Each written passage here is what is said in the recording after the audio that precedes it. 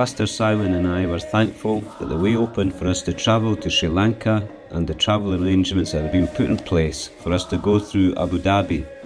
Pastor Sheehan and Niranga were waiting as we arrived and gave us a great welcome. This was my first time in Sri Lanka, but Simon's sixth, and his insight and relationship with the pastors was a great help.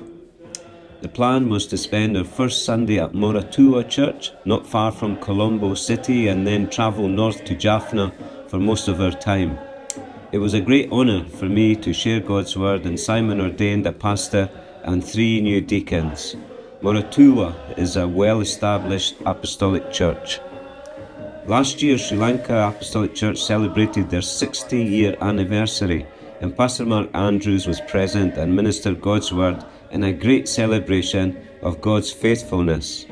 Our trip north was in a minibus driven by Pastor Sudanta, and 6 other pastors made the trip with us. The journey included several stops as we visited a few apostolic churches and prayed for God's blessing on each of them. In all, it took us 16 hours to reach Jaffna. The next 4 days included Bible studies, training sessions, and the Pastors' Council as we all met at the Uduville Church. 2 languages and cultures make up the Sri Lankan people, Tamil in the north and Sinhala in the south. This meant double translation as we were privileged to share these days with the full-time leaders and other workers from across the nation. We thank God for His near presence and the response of the leaders to the Bible teaching that Simon shared over 3 mornings. On the Sunday, Simon and I preached at different churches and met up in the afternoon for the journey back south.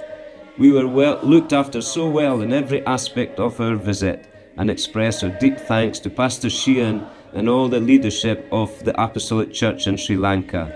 We look forward to continued partnership, support and involvement with Sri Lanka.